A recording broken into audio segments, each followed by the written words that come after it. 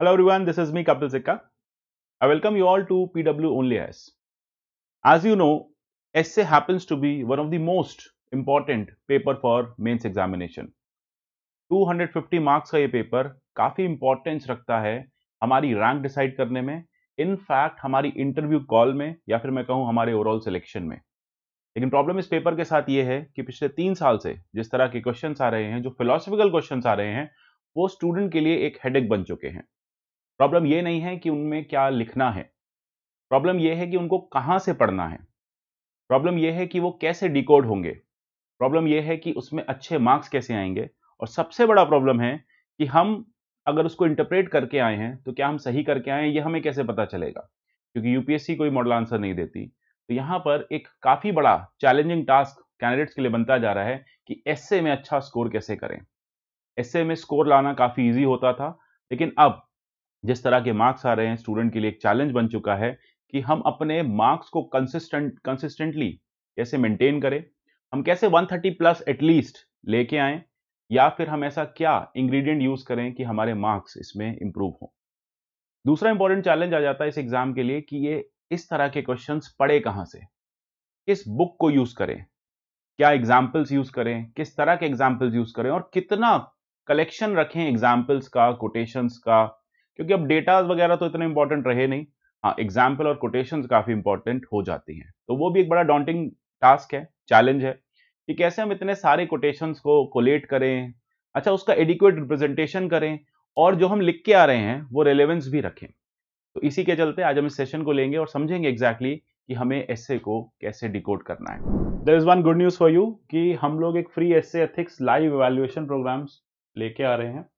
आपको क्या करना है, आपको अपने एडमिट कार्ड के साथ आना है, रजिस्टर करना है। अगर आप इस बार मेंस लिख रहे हैं तो आपके लिए फ्री आंसर राइटिंग होगी, मतलब फ्री टेस्ट होगा एस्से का, एथिक्स का, and that will be followed up by live evaluation and live test discussion. ये फ्री है आप लोगों के लिए। अगर आप इस बार मेंस लिख रहे हैं तो 3 जुलाई को सुबह 10 बजे आपका एस्से का टेस्ट है, 5 जुलाई को आपका एथिक्स का टेस्ट है। आप इन दोनों टेस्ट को लिखिए, followed by next day live evaluation में मेरे साथ बैठिए, अपनी कॉपीज लेके आइए, देखेंगे एग्जैक्टली किस तरह से हम अच्छी एस्से राइटिंग को इनकॉर्पोरेट कर सकते हैं। और आपके जो अपने स्ट्रेंथ हैं, क्योंकि मेरा हमेशा कहना है कि अपनी स्ट्रेंथ पे खेलो। स्टूडेंट्स पूछते रहते हैं कि कैसे कोटेशंस याद करें, हमसे नहीं होती। यूपीएससी ने नहीं कहा कि कोटेशन लिखने वाले को मार्क्स मिलेंगे, यूपीएससी ने कहा है कोशिश करने वालों की हार नहीं होती। तो आइडियली अगर आपकी जो भी स्ट्रेंथ है, हम देखेंगे क्या स्ट्रेंथ है, मिलके बात करेंगे, डिस्कस करेंगे, और आपकी स्ट्रेंथ पे आपको पुश करेंगे कि उसी को स्ट्रेंथ बनाओ और अच्छे एसेस लिख के आओ। जैसा कि आप सब मुझे जानते हैं, मैं काफी लंबे समय से ओनली एस के इस प्लेटफॉर्म पे, पीडब्ल्यू के प्लेटफॉर्म पे पढ़ाता आ रहा हूं। मैं पीएसआईआर, एसए एंड जीएस2 जैसे सब्जेक्ट्स हैंडल करता हूं। एक बार देखते हैं प्रीवियस ईयर के क्वेश्चंस को और समझने की कोशिश करेंगे कि ऐसा क्या कॉमन है पिछले 3 साल में, लास्ट 3 इयर्स में ऐसा क्या कॉमन है जो हमें इस ईयर के लिए हेल्प करेगा। अगर आप क्वेश्चंस को देखें तो क्वेश्चंस को हम मेजरली 2 पार्ट्स में क्लासिफाई कर सकते हैं। पार्ट्स मतलब कि या तो कुछ ऐसे क्वेश्चंस होंगे जो डायरेक्टली आपकी कंटेंट की नॉलेज टेस्ट कर रहे होंगे, वो डायरेक्टली ये टेस्ट कर रहे होंगे कि आपके पास कुछ डेटा फैक्ट है या नहीं है, वो डायरेक्टली ये टेस्ट कर रहे होंगे कि करंट अफेयर्स में आपने कितना पढ़ा है। दूसरे टाइप के जो क्वेश्चंस हैं वो ये टेस्ट कर रहे होंगे कि आपकी वैल्यू बेस्ड या एथिक्स में कितनी पकड़ है, क्या ग्रिप है आपकी एथिक्स के पेपर पे। जब हम बात करें एथिक्स की वैल्यूज की, तो आप इसको कैसे यूज कर सकते हैं। और एक बहुत ही अलग टाइप का क्वेश्चन कभी कभी आ जाता है कि आपके पास स्पेसिफिक नॉलेज है या नहीं है। जैसे अगर मैं आपसे बात करूं स्पेसिफिक नॉलेज वाला इससे, स्पेसिफिक नॉलेज वाला इससे हुआ poets are unacknowledged legislators of the world, यानी ये जो पोइट्स हैं ये इस वर्ड के अनएक्नॉलेज्ड लेजिस्लेटर्स हैं, डिनाई करते हैं या नहीं डिनाई करते, इसे भी समझेंगे एग्जैक्टली ऐसे में क्या लिखना है। लेकिन मैं जो दूसरे सेट ऑफ क्वेश्चंस की बात कर रहा था कि किस तरह से यहां पे हम वैल्यूज को फिगर आउट कर सकते हैं। देखिए अगर आप करेज, इंटीग्रिटी, ऑनेस्टी, ठीक है, देन उसके बाद इस तरह की ट्रुथफुलनेस, इस तरह की वैल्यूज के बारे में या इस तरह की वैल्यूज को अच्छे से पढ़ के जाते हैं, उस पर आप अच्छे से एग्जाम्पल्स लिख के अपने साथ रख के जाते हैं, तो फिर काफी ज्यादा चांसेस हैं कि जो पेपर है वो आपसे या जो क्वेश्चन है वो आपसे सॉल्व हो जाए। जैसे इसी का अगर हम सेक्शन बी देखें तो सेक्शन बी में again there was a question कि time to repair the roof when the sun is shining. Simple, मतलब डिसीजन मेकिंग की बात कर रहा है कि देखो बहुत हद तक आपकी सक्सेस डिपेंड करती है कि आपने डिसीजन कब लिया और क्या लिया, यानी किन सर्कमस्टांसेस को आपने ध्यान में रखते हुए उस डिसीजन को लिया। Similarly again you can not step twice in the same river.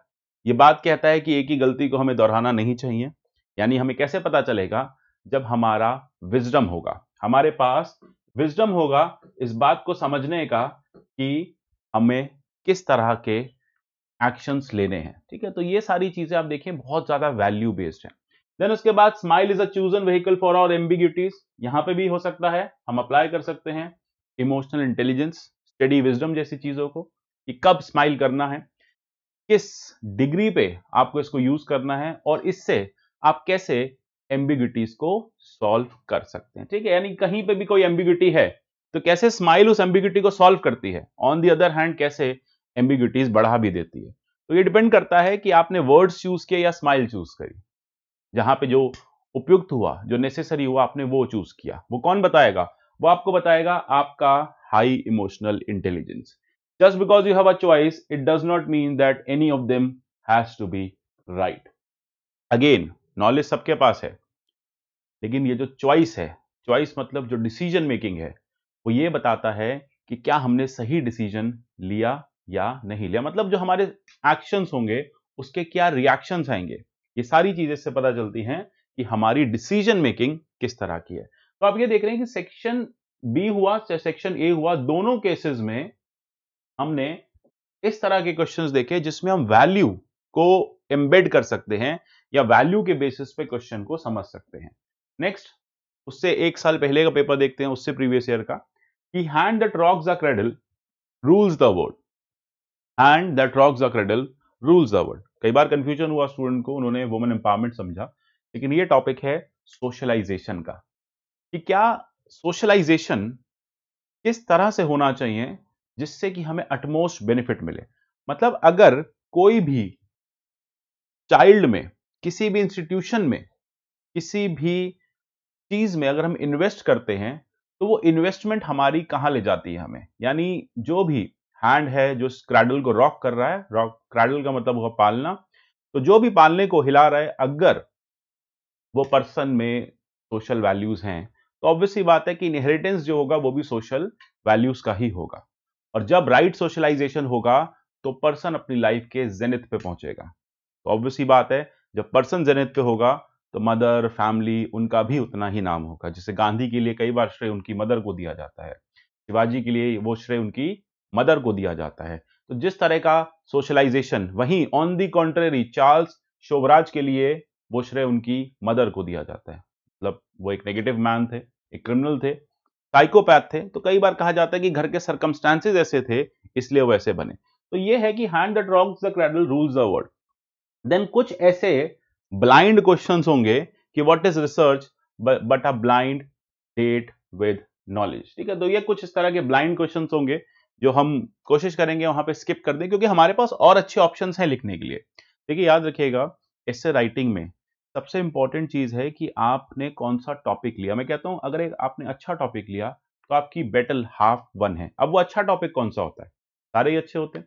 अच्छा टॉपिक वो होता है जिसमें आपके पास कंटेंट बहुत ज्यादा डायमेंशंस में हो, जिसमें आपने अच्छे से इंटरप्रेट किया हो। देखो इंटरप्रेशनल एस्पेक्ट और कंटेंट ये दो नेसेसिटीज हैं एक गुड एसे राइटिंग की। अगर आपके पास इंटरप्रिटेशन सही है, आपने सही इंटरप्रेट किया है और आपके पास उसकी एडिक्वेट डायमेंशंस हैं, क्योंकि in essay you have to write something about everything. आपको कुछ कुछ लिखना है हर किसी के बारे में। ठीक है, तो इस तरह से आपने एक ऐसा एसे चूज किया जिसमें आपके पास मल्टी डायमेंशनलिटी है, क्योंकि देखो 1200 वर्ड्स लिखने हैं। अब 1200 वर्ड्स अगर आपके पास मल्टी डायमेंशनल आप नहीं है तो आप 1200 वर्ड्स नहीं लिख पाएंगे। आपको उन 1200 वर्ड्स को एडिक्वेटली डिवाइड भी करना है, आपको हर तरह के डायमेंशन पे फोकस भी करना है। तो ये तभी पॉसिबल हो पाएगा जब आप कंटेंट रिच होंगे। तो याद रखिएगा, कंटेंट रिच होने के बाद ही आप एसे लिखने की कोशिश करें। जैसे कि अगर अभी मेंस आ रहा है हमारे पास, ऑलमोस्ट अब तो 2 ही मंथ हाथ में है, लास्ट के 15 दिन में सिर्फ लोकेटिंग, रीलोकेटिंग, सेटलिंग, रीसेटलिंग में हटा दूं तो भी इन 60-65 डेज में हमें यहाँ पर जो भी कंटेंट हमारा ऑप्शनल से है, जीएस से है, उसको यूज करना है, एक्सट्रैक्ट करना है और एसए में अप्लाई करना है। तो ये हमारी इस समय अप्रोच रहनी चाहिए। इसके अलावा हम देखेंगे history repeat itself, first as a tragedy, second as a farce. अगर आपने हिस्ट्री से कुछ नहीं सीखा तो फिर हिस्ट्री आपके लिए दोबारा और ज्यादा फार्स लेके आएगी और ज्यादा डिस्ट्रक्शन लेके आएगी। There are better practices to best practices. उससे लास्ट ईयर में अगर हम देखें तो फिर बहुत सारे हमारे पास यहाँ पे वैल्यू बेस्ड क्वेश्चंस है। Life is a long journey between human being and being human. क्या एक ऐसी चीज है जो ह्यूमन बीइंग और ह्यूमैनिटी के बीच में आती है? वो है वैल्यू सिस्टम। आपको ह्यूमन और ह्यूमेन वैल्यूज बनाती हैं। अगर आप में वैल्यूज हैं आप ह्यूमेन हैं, अगर आप में वैल्यूज नहीं है तो बस आप एक फिजिकल बीइंग है। तो this is what this question is seeking for. समझेंगे इसको भी आगे। फिर mindful manifesto is catalyst to tranquil self. Mindful manifesto, mindful मतलब माइंडफुलनेस। माइंडफुलनेस का मतलब है कि आप अपने एक्शंस को लेके कॉन्शियस है। आपके अंदर कॉन्शियस है कि आप जो एक्शंस ले रहे हैं उसके क्या रिपरकशंस होंगे। ये कब आएगा?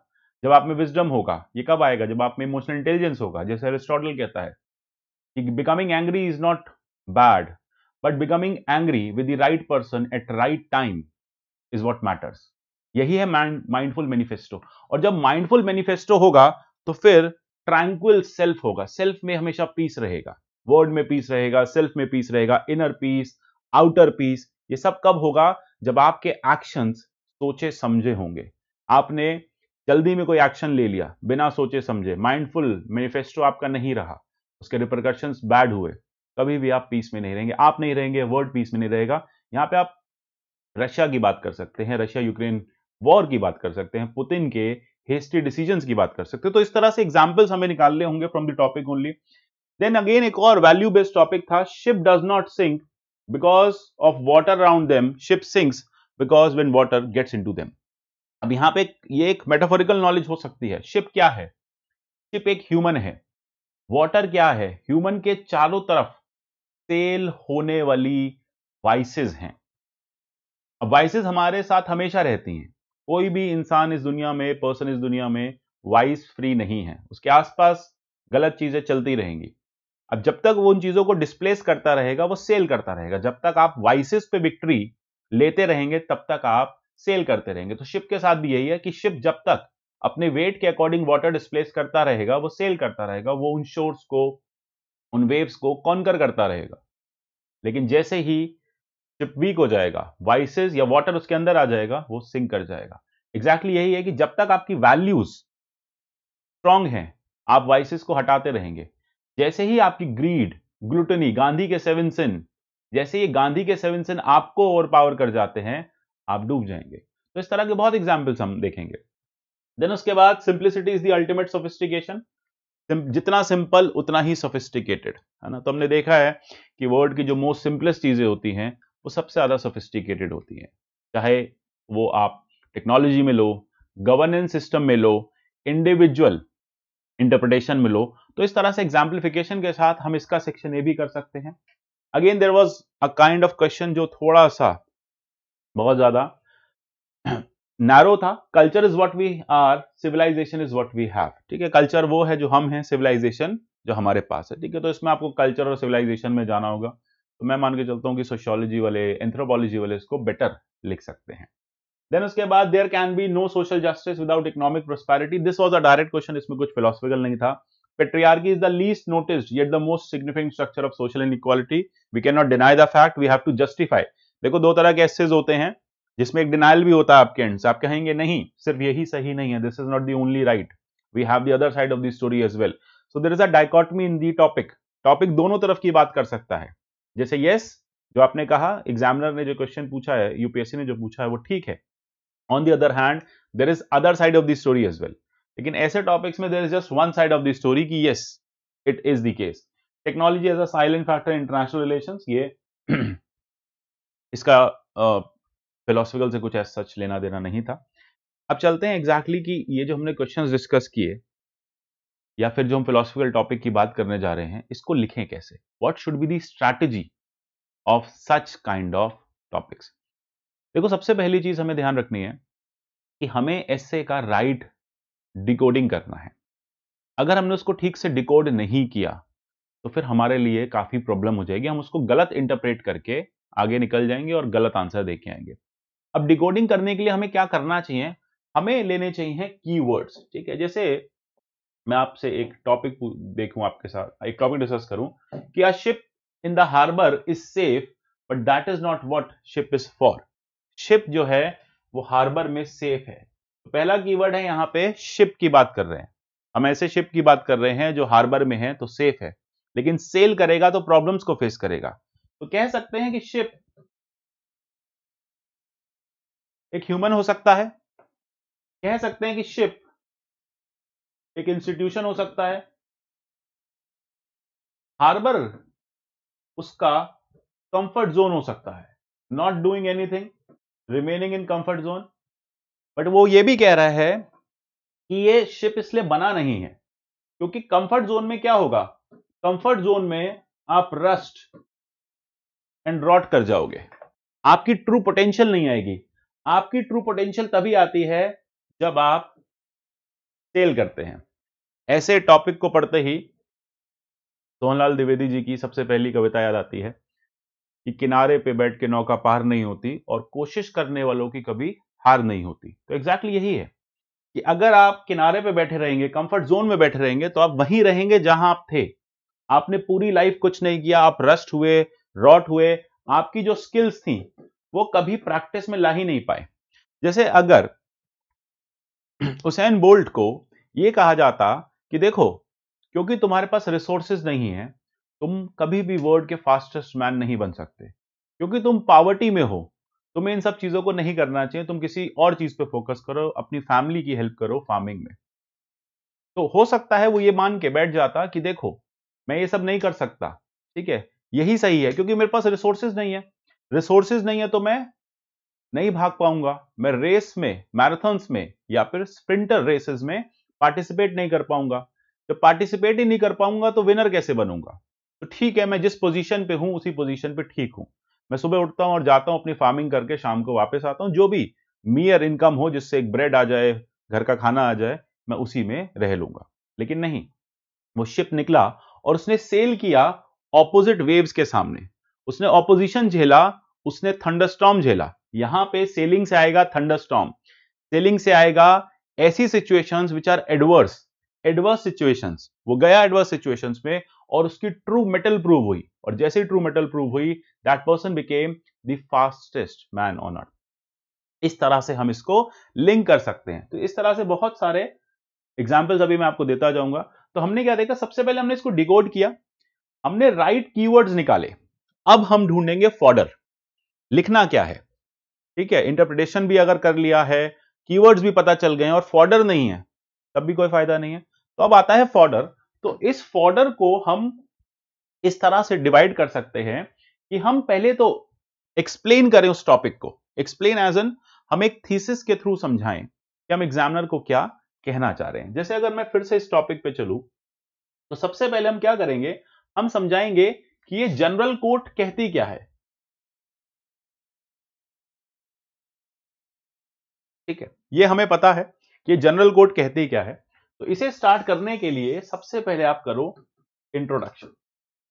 अब यूजुअली एक चैलेंजिंग टास्क होता है कि इंट्रोडक्शन को किस टाइप से लिखना चाहिए, मतलब क्या इंट्रोडक्शन का टाइप होना चाहिए, do we need to use a quote. I always suggest कि using a quote under a quote might create some confusion if you are not apt with the quote. Depend करता है ना आपकी proficiency किस में है। तो best way to start this introduction is you can start with anecdote. आजकल anecdote सबसे इजी, सबसे स्ट्रेट फॉरवर्ड मेथड है।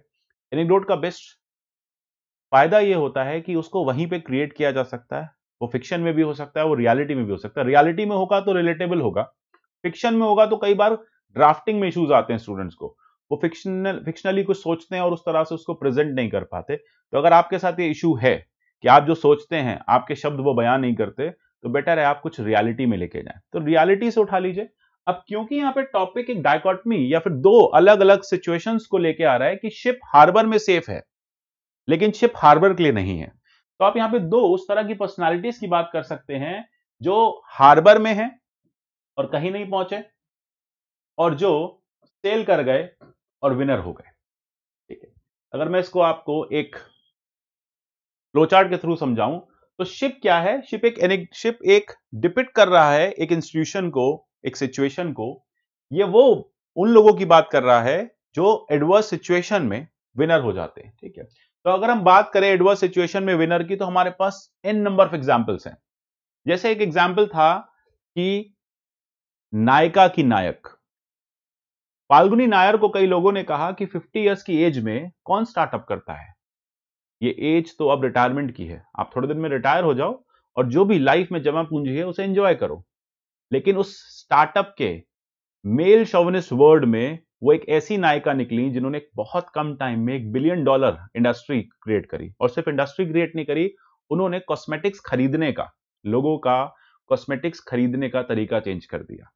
उन्होंने लोगों को बताया कि हाँ, ये कॉस्मेटिक्स इंडिया में भी चीप और बेस्ट मिल सकते हैं। नहीं तो अभी तक हम फॉरेन ब्रांड्स पे रिलाई करते थे और बहुत ज्यादा कॉस्टली होते थे, या फिर बहुत सारे ऐसे लोकल ब्रांड्स होते थे जो खराब चीजें देते थे। तो नायका ने एक उस प्रॉब्लम को सॉल्व किया, सप्लाई चेन को सॉल्व किया, लोगों की बाइंग पोटेंशियल में उन अच्छे कॉस्मेटिक्स को लेके आई और एक ऑल्टरनेट ब्रांड क्रिएट किया। तो ये एक ऐसा चैलेंज था, वो भी रिटायर हो जाती। She was wealthy enough to take retirement somewhere in the western world, somewhere in Europe, US, but nahi, she chose not to do so.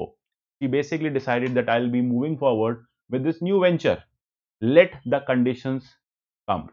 I'll see, जैसी एडवर्स कंडीशंस होंगी मैं और ज्यादा स्ट्रेंथन होंगी। और यही हुआ कि she created a $1 billion enterprise. ठीक है, तो इस तरह से हम कह सकते हैं एग्जाम्पल्स के बारे में। On the other side, Bahadur Shah Zafar पहले ही सोच चुके थे कि इस सल्तनत का तो अंत होना ही है, मुझसे हो जाए तो अच्छा है।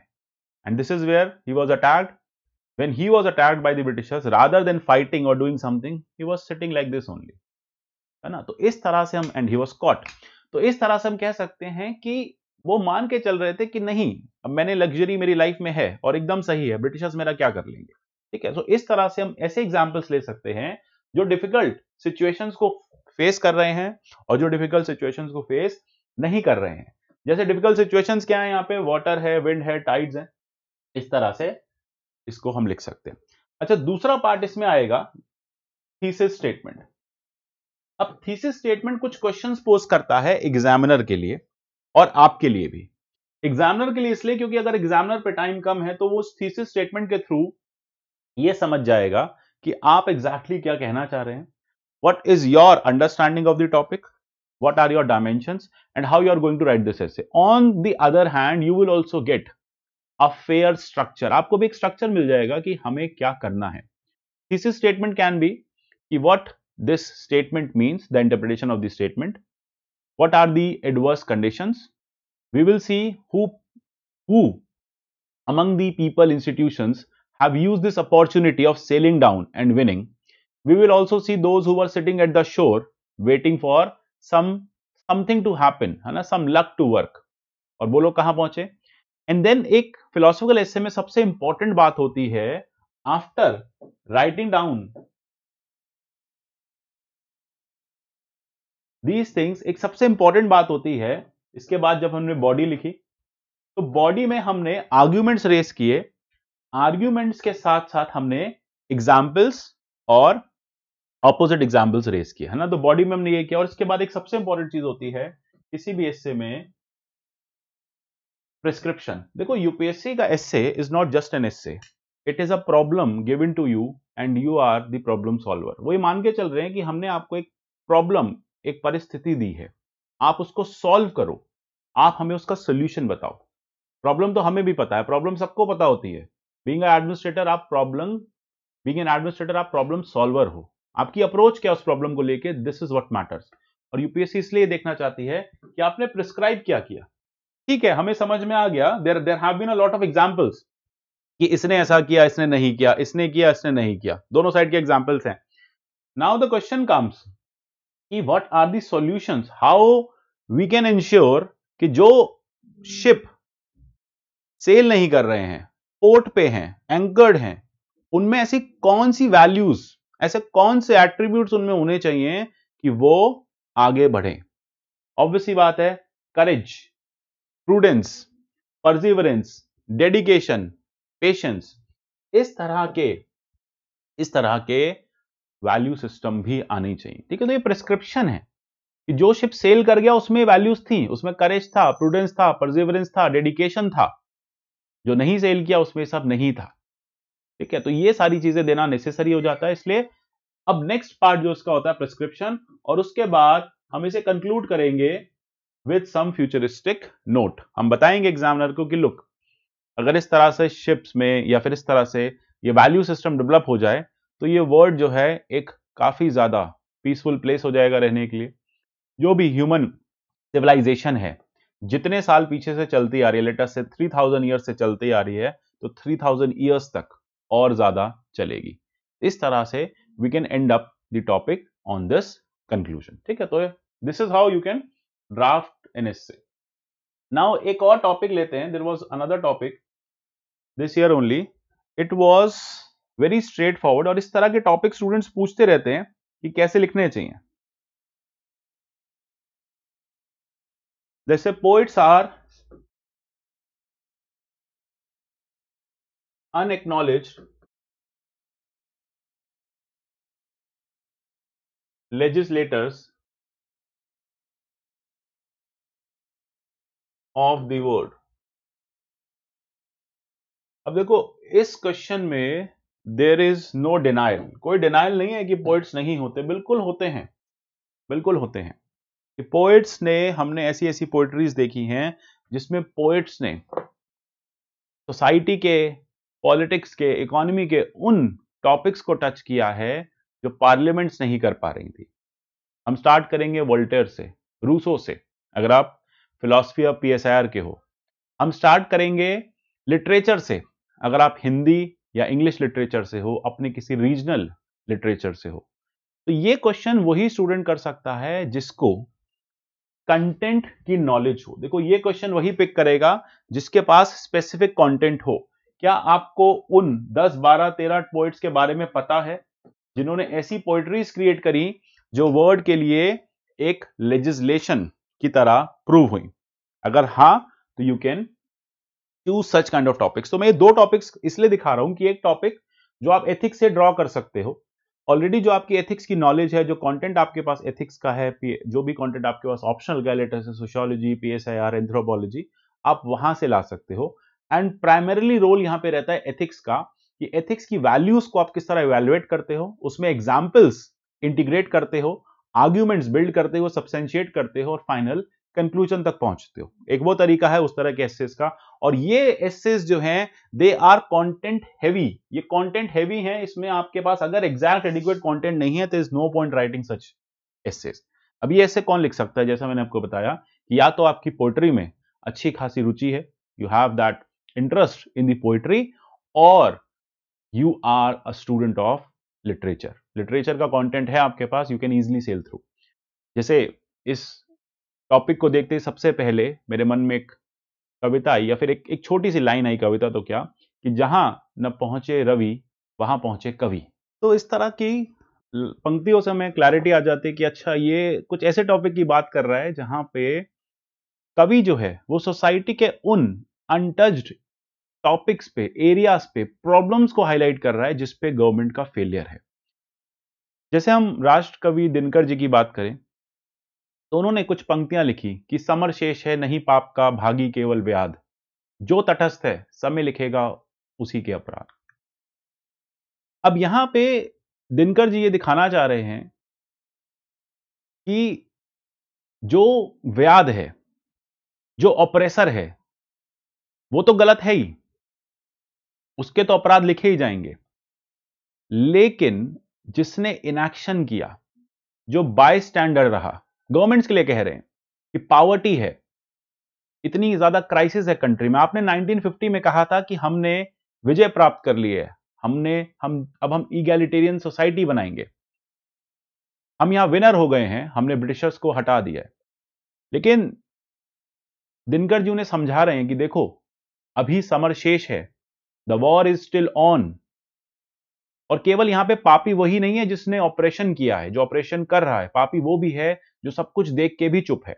ये ब्यूरोक्रेट्स के लिए हो सकता है कि ब्यूरोक्रेसी में यही होता है कि वो देख रहे हैं कि सब कुछ गलत है, लेकिन फिर भी इनएक्शन ले रहे हैं, तो क्या वो गलत नहीं है? तो एग्जैक्टली यही सारी कविताएं, यही सारी पोइट्रीज इंपॉर्टेंट होती हैं या फिर सोसाइटी के लिए एक मिरर होती हैं। जैसे पुष्पमित्र उपाध्याय जी कहते हैं कि सुनो द्रौपदी शस्त्र उठा लो, अब गोविंद ना आएंगे। वो ये बात एक मैसेज दे रहे हैं सोसाइटी में वुमेन को कि you need to fight for your own rights. आपको अपने राइट्स पे के लिए खुद लड़ना पड़ेगा। तो इसीलिए ये टॉपिक तभी आपके लिए फ्रूटफुल है जब आप इस तरह की पोइट्रीज को लिख पाएंगे। अगर हम डिरोजियो की बात करें तो हेनरी विवियन डिरोजियो की राइटिंग्स ने एक काफी बड़ा सोशल चेंज लाने की कोशिश की थी इंडियन सोसाइटी में। अगर हम बात करें उस समय के रविन्द्रनाथ टैगोर जी की, तो उनकी कविताओं ने या उनकी पोइट्रीज ने, इंग्लिश पोइट्रीज ने एक काफी चेंज की बात की थी। अगर आपको याद होगा कि पाकिस्तान की सल्तनत हुकूमत को हिलाने के लिए अहमद साहब की पोइट्री, जिया की हुकूमत को हिलाने के लिए अहमद साहब की पोइट्री हम देखेंगे काफी ज्यादा बड़ा चेंज लेके आया। हम बात करें फ्रेंच रेवोल्यूशन की, तो वहां पर रूसो की पोइट्री काफी इंपॉर्टेंट रही। तो इस तरह से पोइट्रीज आप तभी बता पाएंगे कि जब आपके पास एग्जैक्ट नॉलेज होगा उस कंटेंट का। ठीक है, जैसे विलियम बेक की, हॉपकिंस की पोइट्रीज एनवायरमेंटल चेंज की बात करती हैं। तो ये जितनी भी पोइट्रीज हम यहाँ पे कह रहे हैं, जो भी हम कंटेंट को लिख रहे हैं, तो हमें इंपॉर्टेंट हमारे लिए यहाँ पर यह है कि ये पोइट्रीज जो हैं इसके बारे में हमें नॉलेज होनी चाहिए। तो इस ऐसे को हम कैसे लिखेंगे, इसका स्ट्रक्चर कैसे करेंगे, कि सबसे पहले तो हमें यह बताना होगा कि पोइट्स कैसे एक कंट्रीब्यूटर है सोसाइटी में। अब उसको आपको पेस्टल अप्रोच में डिवाइड करना है। Social poetries, economic poetries means poetries highlighting the social evils, poetries highlighting the economic problems, poetries highlighting the political problems. यहां पे आपको एग्जैक्ट लिख के बताना होगा। तो अगर आपके पास कुछ एक 10 to 15 पोइट्स हैं तो आप इनको इसमें एम्बेड कर सकते हो। अच्छा, यहाँ पे ना पोइट दिया हुआ है, तो अगर आपको कुछ ऐसा राइटिंग्स दिखती है ना, कुछ पोइट ना होके आपको ऑथर्स दिखते हैं, जैसे हम बात करें जॉर्ज ऑरवेल की, हम बात करें मुंशी प्रेमचंद जी की, जैसे उन्होंने करप्शन पे लिखा, तो फिर वो भी हम यहाँ पे एम्बेड कर सकते हैं अगर हम थोड़ा सा कंटेंट शॉर्ट है। बट हाँ, कोशिश ये कीजिएगा कि पोइट के बारे में बताइए, पोइट्री के बारे में बताइए, और पोइट्री से होने वाले इंपैक्ट के बारे में बताइए। तो एक एक पैराग्राफ में इसमें ये सारी चीजें एम्बेड होंगी, और इसके बाद वन आफ्टर अनदर आप आगे बढ़ते जाएंगे, और फिर लास्ट में लिखेंगे कैसे ये अनएक्नॉलेज रहे अगर इनके एक्नॉलेजमेंट को लिया जाता है। इनफैक्ट हम बात करें अरब स्प्रिंग की, 2008-2009 में जो क्राइसिस आई अरब में, उसका एक काफी बड़ा रीजन वहां की पोइट्रीज में था। तभी आपने देखा होगा डिक्टेटोरियल कंट्रीज जो है वो पोइट्रीज और पोइट्स को बैन कर देती है। उन्हें पता है कि ये जो पोइट्स और पोइट्रीज हैं ये एक ऐसी वेव लेके आते हैं लोगों में जिससे लोग एंटी एस्टैब्लिशमेंट हो जाते हैं, या फिर ये कहिए कि अपने राइट्स मांगने लग जाते हैं। यही हमने देखा फ्रेंच रेवोल्यूशन में कि किस तरह से फ्रेंच रेवोल्यूशन में after reading the enlightenment content लोगों को लगा नहीं, राइट्स हमारे लिए नेसेसरी हैं, चलो डिमांड करते हैं। तो इस तरह से ये सारा कंटेंट होना, काफी ज्यादा स्पेसिफिक कंटेंट होना नेसेसरी है। लेकिन ये तब तक नहीं होगा जब तक आपके पास स्पेसिफिक कंटेंट नहीं होगा। जैसे अगर हम बात करें इंटरनेशनल अफेयर्स की, तो उसमें कबीरदास जी काफी इंपॉर्टेंट है। वो कहते हैं कि देखो, हमें हमारे ना फ्रेंड्स हैं ना हमारे एनिमीज हैं, हमें साथ में ही सबको रहना है। जैसे वो कहते हैं ना कि कबीर खड़ा द्वारे पे मांगे सबकी खैर, ना काहू से दोस्ती ना काहू से बैर। तो हमारे लिए सब बराबर है। तो इस तरह से हम इस तरह पोइट्स को या कंटेंट को यूज कर सकते हैं for various context of society, various context of polity, international relations. लेकिन मैं बार बार कह रहा हूं, ये इससे तभी होगा जब आपके पास एग्जैक्ट कंटेंट होगा। ठीक है, तो ये इससे तभी कर सकते हैं जब एग्जैक्ट कंटेंट है, और इसका सिंपल स्ट्रेट फॉरवर्ड है, इसमें कोई सच प्रिस्क्रिप्शन नहीं है। प्रिस्क्रिप्शन में यही बता सकते हो कि कैसे पोइट्स को भी आप एक स्पेस दे सकते हो सोसाइटी में, उनके लिए वही इंपॉर्टेंस होनी चाहिए जो लेजिस्लेटर्स के लिए हैं, क्योंकि वो अनसेड लेजिस्लेटर्स हैं, अनएक्नॉलेज लेजिस्लेटर्स हैं। और अल्टीमेटली जब इस तरह के लेजिस्लेशंस पोइट्रीज से आएंगे तो वो लेजिस्लेशंस ह्यूमन की प्रॉब्लम्स को हाईलाइट करेंगे और वो बेस्ट लेजिस्लेशंस होंगे। इस तरह से हम इसको कंक्लूड कर सकते हैं।